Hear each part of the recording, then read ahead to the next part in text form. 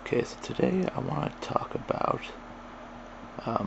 people's obsession with form, with certain polished form. I've kind of, I'm not gonna quite, there we go. I'm not gonna touch, I've sort of touched on this in a lot of things I've said recently, but this is something that I'm just gonna say anyway, like more concise.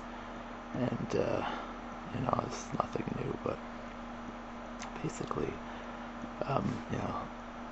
I realize that there's this trend towards pretending things are perfect, or pretending things, or pretending ourselves are perfect. Let me give some examples of what I was thinking about speeches. Giving speeches. Now, if I gave a speech, I could ramble on like I do on these videos, and people won't really pay it any real attention because it's just kind of rambling. It's not cold, it's not focused, it's not 100% sequential, maybe not forceful. But the point I'm trying to make here is all that stuff is just kind of a nice, presentation, a nice gift wrapping of what's being said. In reality, the content of what is being said is entirely different than the presentation. I think a lot of people these days have a hard time distinguishing presentation from content. And it's not just, speeches are one example, like presidential speeches. It's like Obama presents his points so well that people just automatically assume that they're good points, regardless of really taking a look at the point.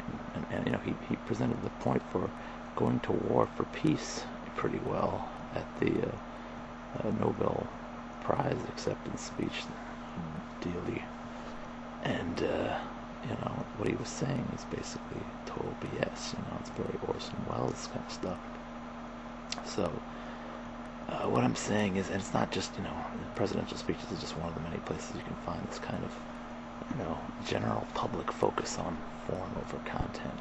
It's same deal in music, same deal in movies, same deal in relationships, same deal in just how we introduce ourselves to perfect strangers. We act as if we put on a form that doesn't really truly reflect all of our, own, I guess, duality. Or we're trying to show just the good side, and and people suffer for it if they don't. People.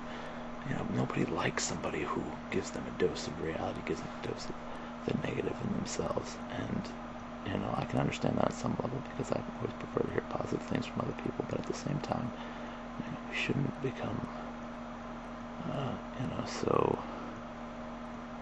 ignorant, of our faults and pretend have these unreasonably high expectations for people. We all have our faults, and rather than try and pretend that they don't exist, maybe we should just acknowledge them, and more importantly, see past lies presenting themselves as content.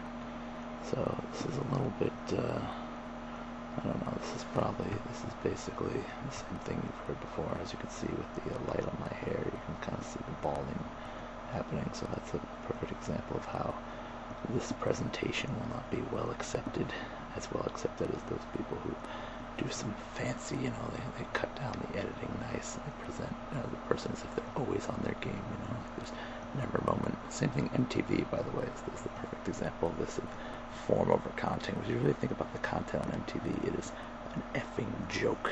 It is a straight joke. But they present it in such a way that people are fooled. They think this is quality entertainment. There's nice camera angles going on. There's lots of fast cuts. It's produced in a way, but anyway, I'm probably not saying anything, people may not realize, but I think there are a lot of people who are fooled, and I'm just saying I'm not, and you shouldn't be either.